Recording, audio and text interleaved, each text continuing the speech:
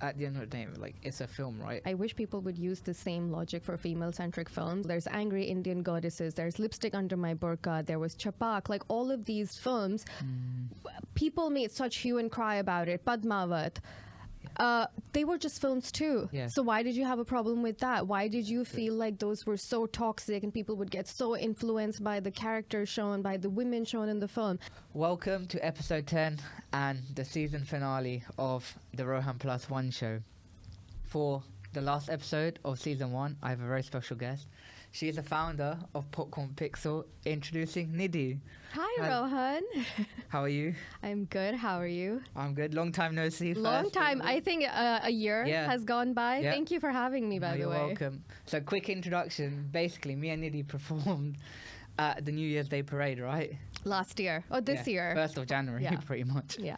So, what a year it's been, right? It has been a very eventful year, definitely, yes. And what a year for Bollywood, right?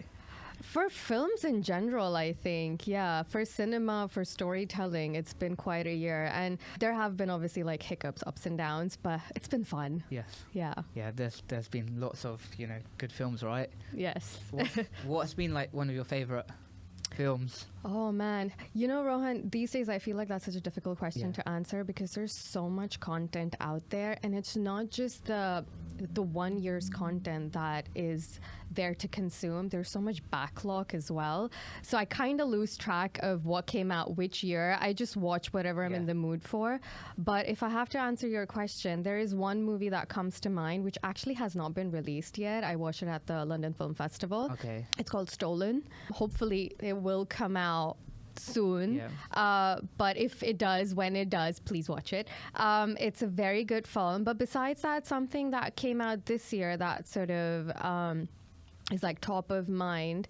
I'm probably going to get a lot of hate for this because it's not like a supremely well-made film or anything, but it was entertaining and I watched it twice. Rocky or Rani Ki Prem Kahani. Of course. I think everyone just expects those like indie things, indie films that people would obviously be drawn to, which is great. But for me, entertainment is something that I look for first and foremost.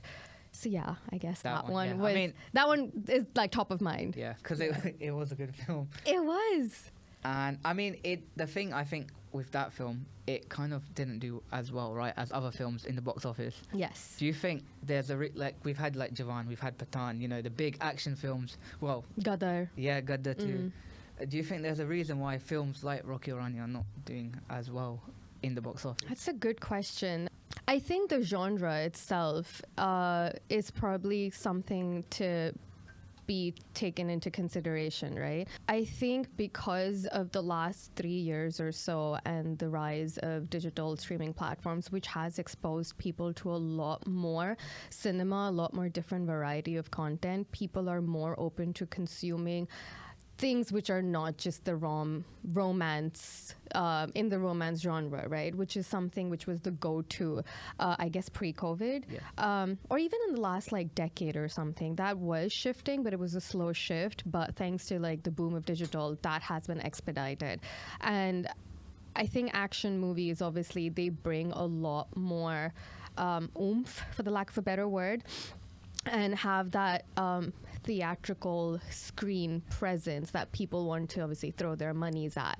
There's already so much of rom-coms and romance drama that we already have of Karan Johar's, of Yash Chopra's of the world, Imtiaz Ali's and everything, that I think that is unfortunately or fortunately taken more of a backseat for digital streaming viewing. And action is obviously, because of the scale and the production value that it brings, is something that is being consumed a lot more in theaters. Yeah, and as you said, the rise of especially Indian series and movies on Netflix has risen to a scale, right?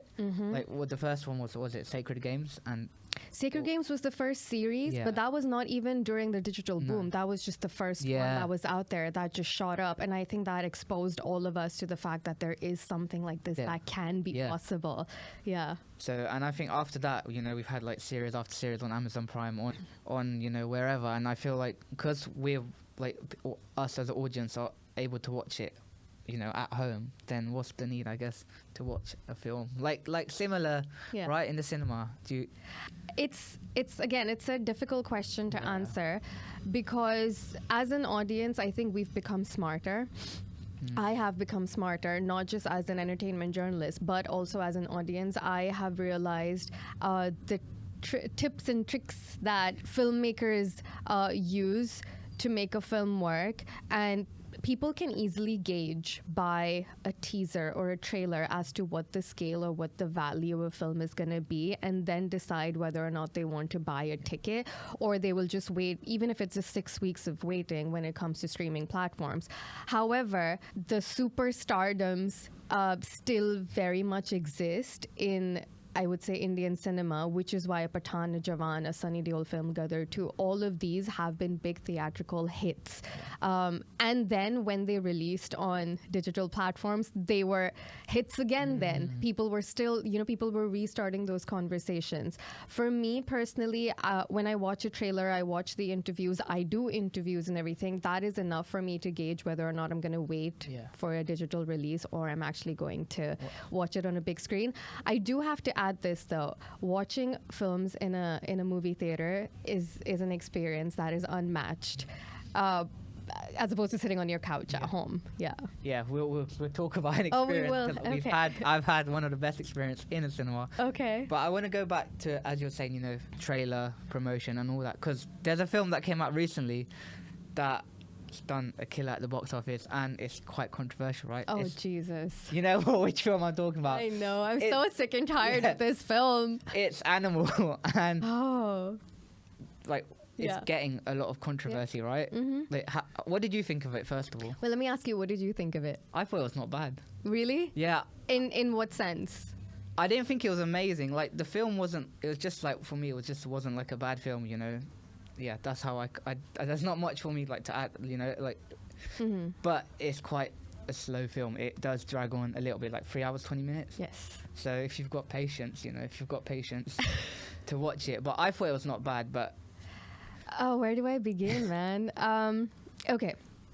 So my problem with Animal, first and foremost, is it's a bad story. The storytelling is bad, and I very rarely do I say good, bad, because those are big statements to make about somebody's work, somebody's art. So I'm very cautious when I tag something good or bad. But Animal is garbage. I'm sorry. The main purpose of a film as a medium is supposed to entertain. I was not entertained. As you very rightly said, it is long. When something is dragging for like 3 hour plus minutes and it is exhausting, that by default means you're not being entertained, right?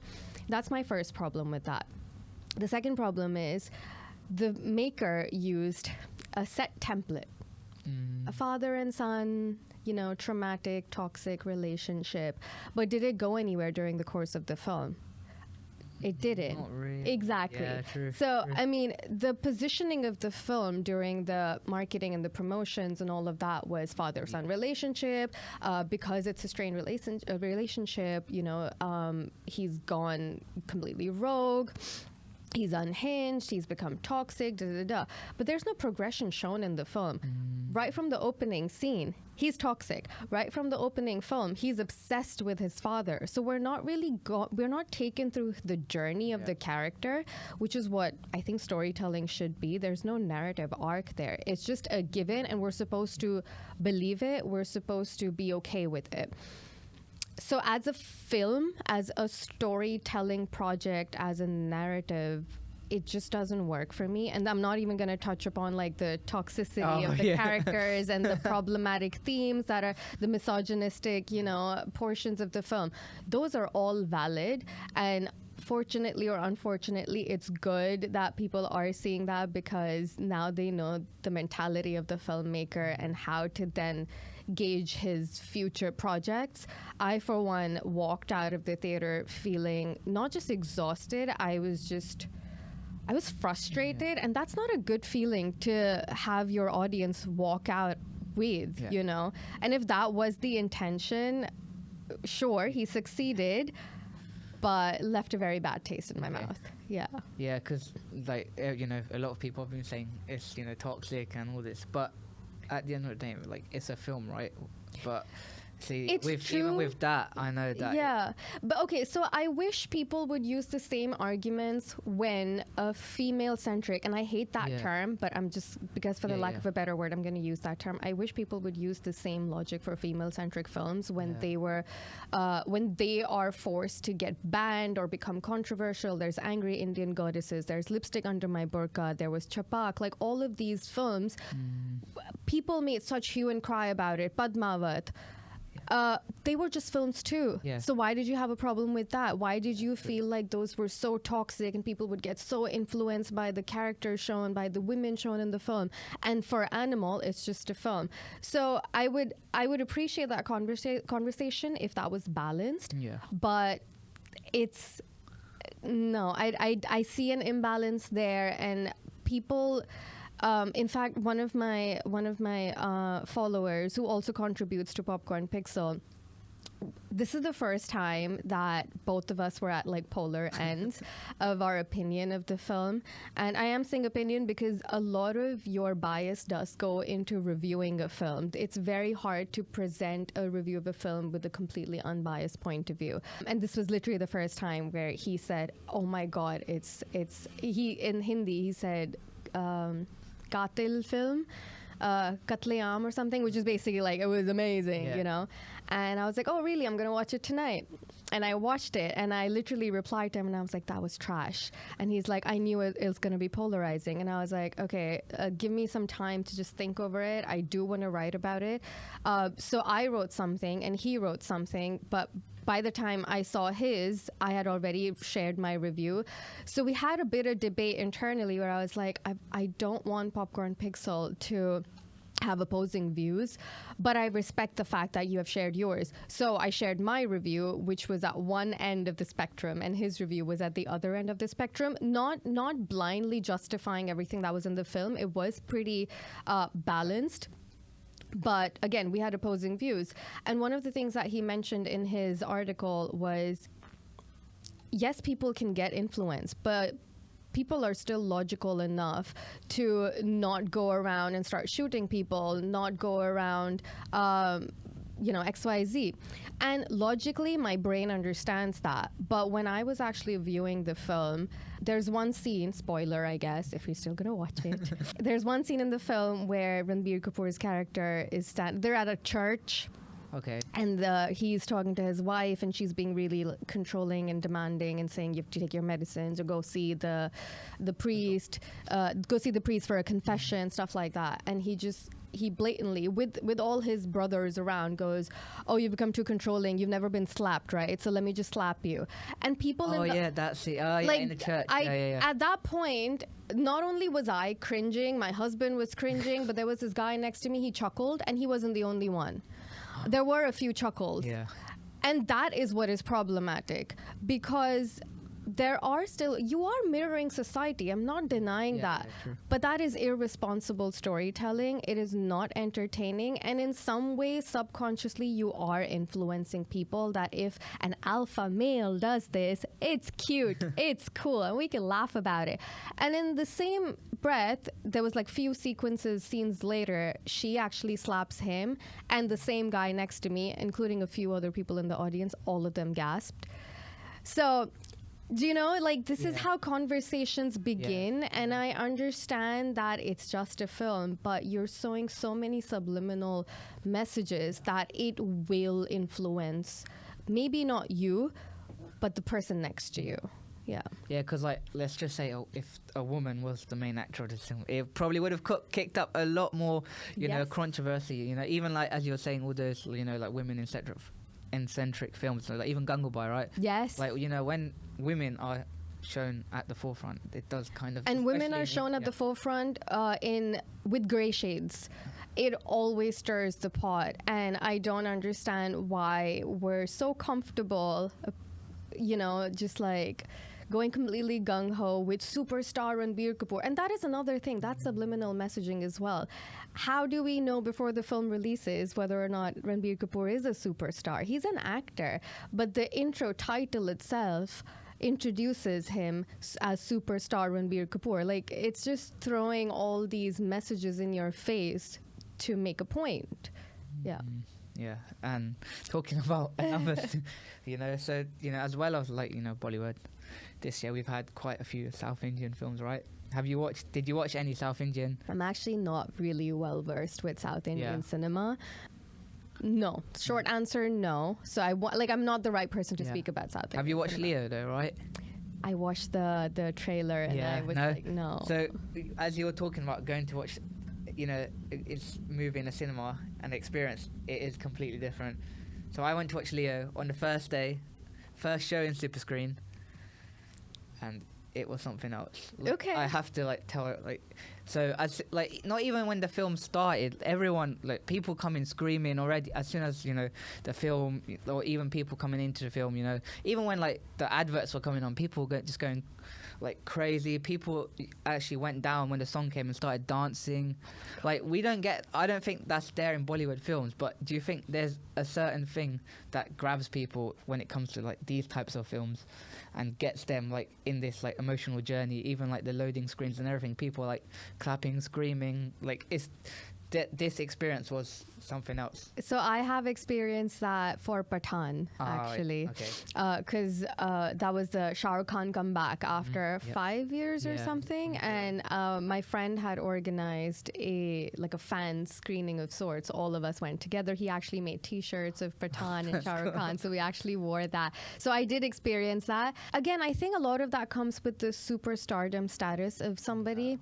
I don't think tomorrow, not that I don't like Varun Dhawan, but I'm just saying a Varun Dhawan film comes tomorrow, I don't think we're going to experience the same sort of party celebration and vibes.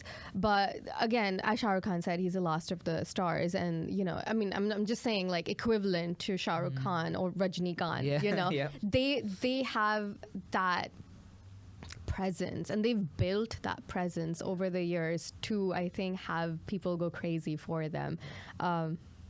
Yeah, because there's not many people nowadays that have that, star. Even Rajnikant, for example, he has his own loading screen. Yeah. And in Pathan, I know there was a little dialogue where Salman and Shah Rukh say about, I went crazy for that, by the way. There's no one left, or there's no one that's there to take it over. And I don't know if that was a subtle comment. It was. Not just in the film, in the movie industry as well. It was. There is. Shah Rukh Khan said, "Hame dekhna padega, hame sambhalna padega." They'll have to look at. They have to take care of it. And I think that is maybe true in some sense in the body.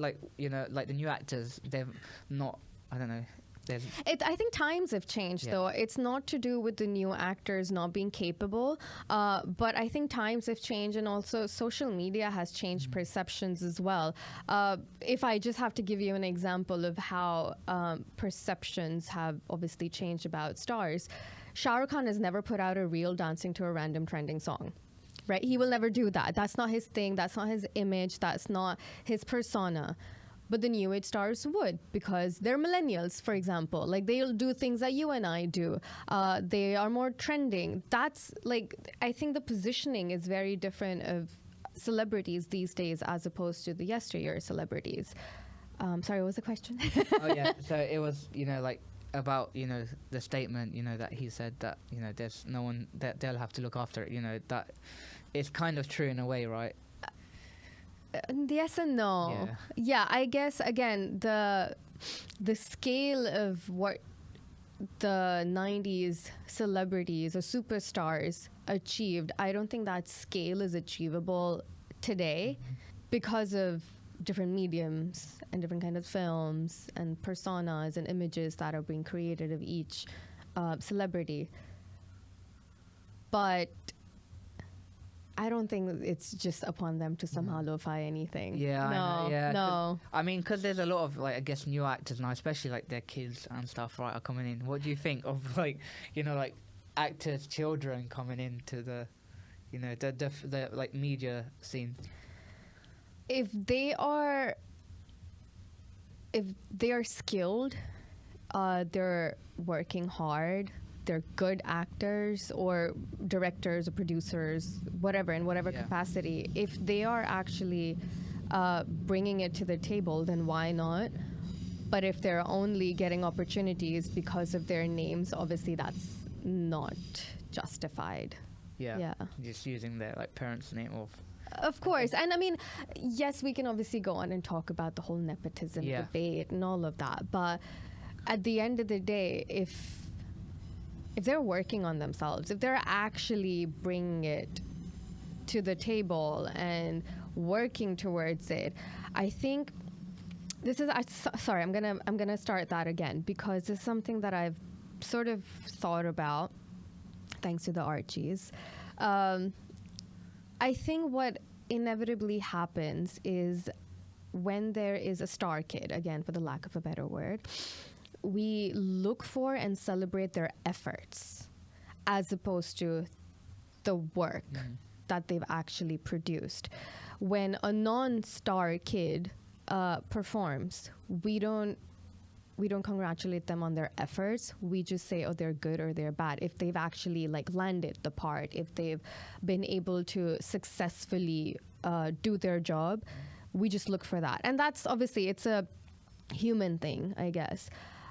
I think that is something needs to change. Why are we just congratulating the efforts? Yeah. Do you know what I mean? And I'm not saying people don't get better with time. Obviously, experience is what people need to evolve, to grow, but it shouldn't just be based on your last name. I think, and that's where a lot of people have that problem with the whole nepotism debate as well, which is valid. And I guess like once they're in that cloud, it might be a bit hard like for them to get out, right? Like get out of it, because you know you will always, like if they even do like a good piece of work, let's say, but they'll always be associated with that name as well, right? Yeah, which I feel like is unfair, because if they've proved their worth, then why are we still debating this nepotism thing? I mean, look at Alia Bhatt. She's one of the best actresses of Hindi cinema today. Even Ranbir Kapoor, he's a very good actor. Like all of these actors, they've actually proved that they belong. So it's unfair to have that debate. Obviously, there are a lot more newer actors who are still in the nascent stages of their career. So yes, that debate becomes a little bit more like forefront, where it's like, oh, they don't know how to act, and why are they here? They only here for their name. And I understand that. It's a difficult one to sort of debate, to be honest. Yeah. And so you've been, you know, like in the entertainment, you know, industry now. So like, what made you get into it? So I grew up in the Middle East.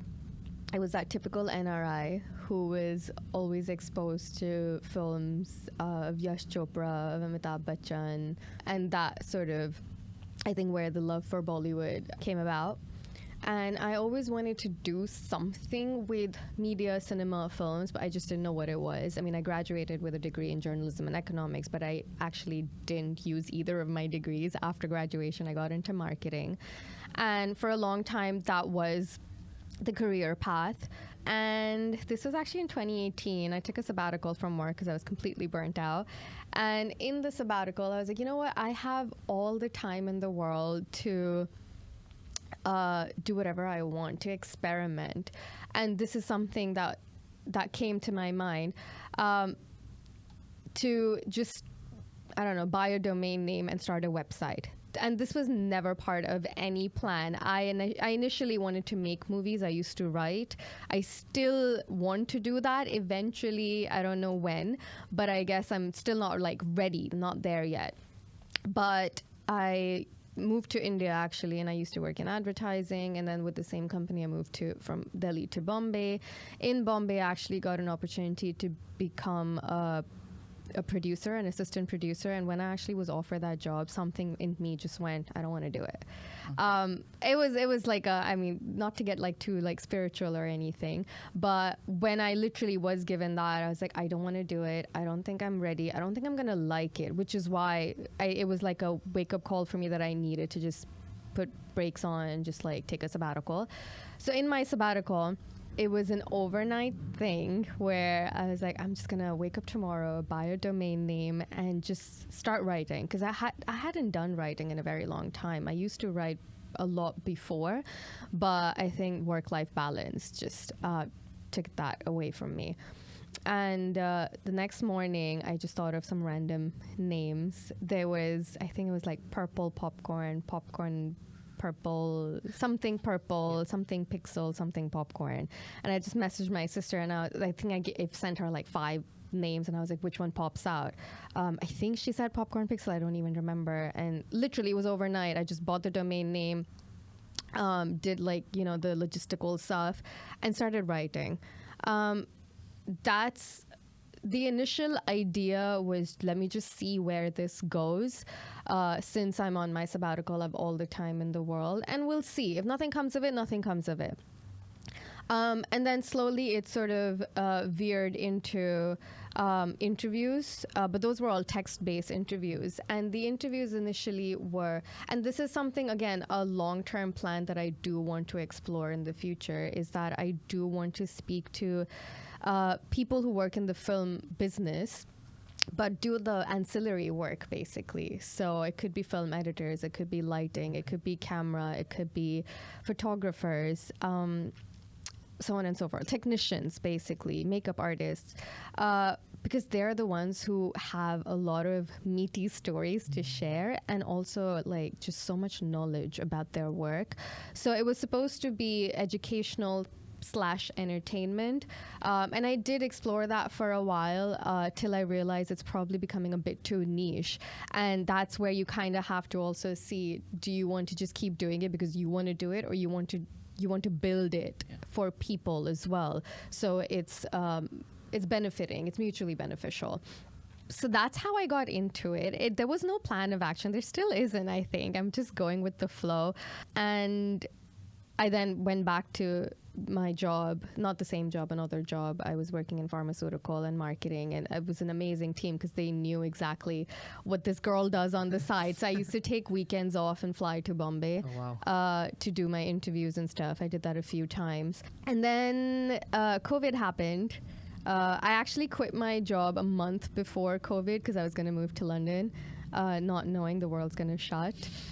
So during COVID is when I think I sort of amped it up a little bit on Popcorn Pixel, where I, sort of tweaked the positioning, started getting more interviews, started getting more involved in the process.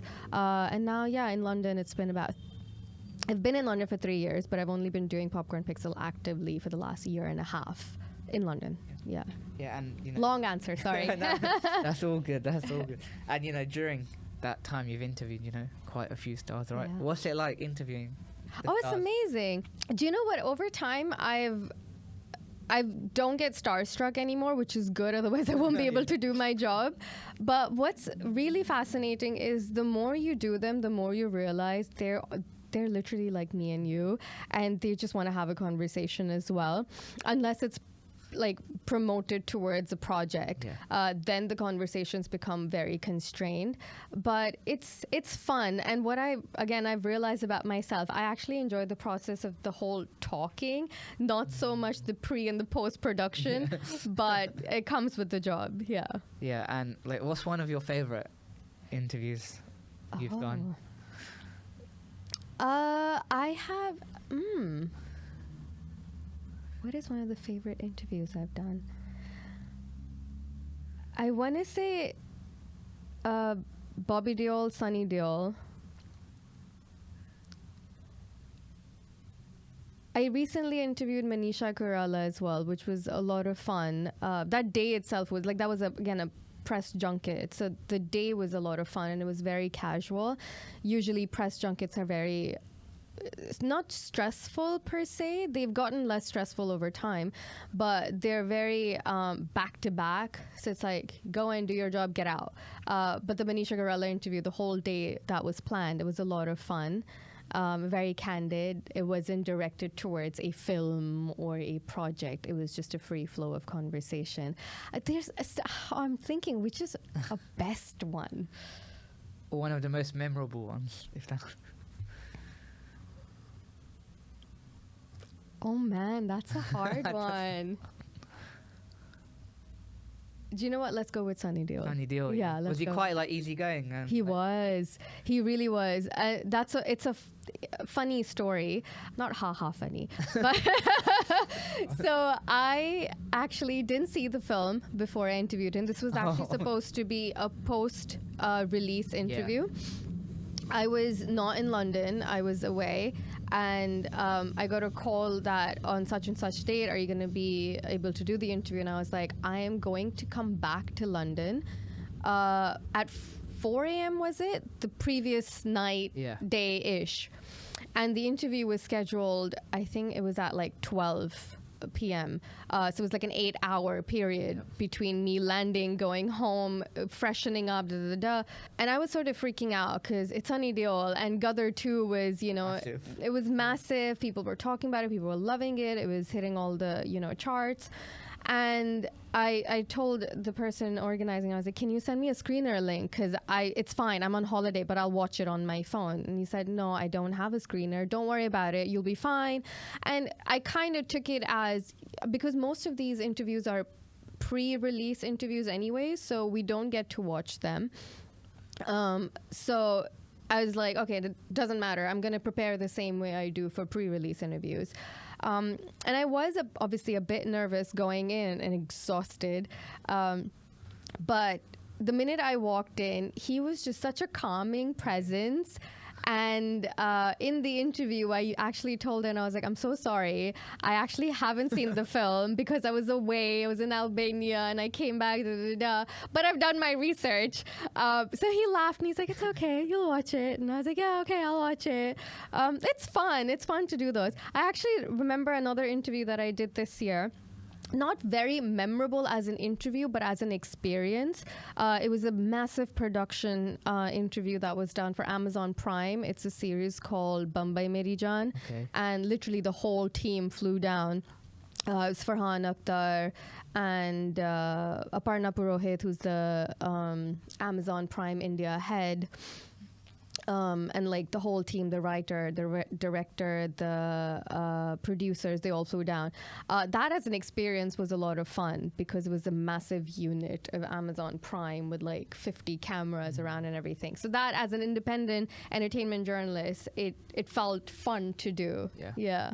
Yeah, no, it must be fun interviewing these actors. Yeah. So we're gonna do a little rapid fire round, like a coffee with Karan style one. Yeah. Let's do it. Are you ready? Sure. I'm not used to being on this end of the table. I'm the one asking the questions usually. Ready? Yeah. Tiger 3 or Pathan, the better film? I haven't watched Tiger 3, so Okay. Pathan. Yeah. If Ram Lakhan could be, if it's remade, which two actors would you pick to play Ram, and which actor would you play Lakhan? Damn, that's a good question. I almost don't want to say it, but Ram would be Ranveer Singh. And Lakhan. Oh. Ooh, yeah.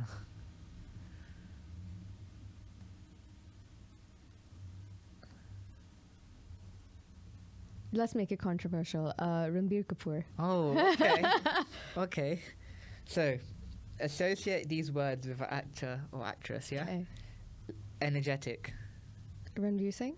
Antisocial. Bobby Deol? Gossip queen.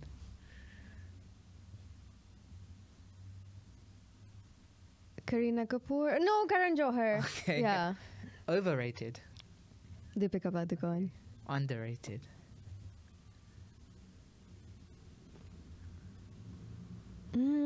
Underrated. Actor? Yeah, or actress. Actor or actress? Underrated.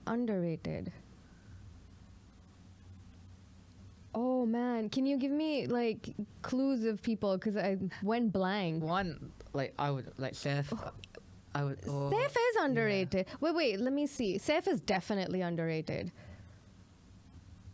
Okay, you know what? Let's go with Saif Ali Khan. Yeah. All right. So rank in order of acting ability: Janvi Kapoor, Ananya Pandey, or Sara Ali Khan. Ananya Pandey is getting better with each film. So top. Yeah. Ananya, Janvi Sara. Okay. And so rank the actresses in order of chemistry with Hrithik Roshan. With Hrithik Roshan? Yeah, or which actress has better chemistry with Okay. Hrithik Roshan? Deepika, Katrina, Aishwarya. Aishwarya. Yeah. Bollywood mixes, yay or nay? Like remixes? Song remixes. Hit and a miss. Yeah. Ranbir or Ranveer, the more versatile actor? Ranveer. And the current megastar of Bollywood is, in your opinion? Alia Bhatt. One South Indian actor or actress you would like to see in a Bollywood film? Do you know what? I wouldn't know. No? No, I'm not too familiar with them. And last one, if there was a biopic made about you, what actress would you want to play? Play me. Yeah. Alia Bhatt? Okay. Yeah. Yeah? Yeah. That's the end of the rapid Yay. fire round. Unfortunately, I don't have a hamper just yet. Oh, You know, I'm the coffee- leaving. The coffee with Karen, special hamper, maybe one day. One day, eventually. for sure. Thank you so much for, coming on the show. Thank you, Rohan. This was a lot of fun. Yeah, no. Thank you. And is there any, projects or films you're looking forward to in 2024? In 2024, I don't know about 2024, but I'm really looking forward to the one releasing in like a week's time on Netflix. Kogai Hamka, Okay. which is a Zoya Akhtar film. She's not the director of the film. It's a Tiger Baby Productions. I'm looking forward to that one. Okay. I was looking forward to Donkey, but I have like a lukewarm feeling about it.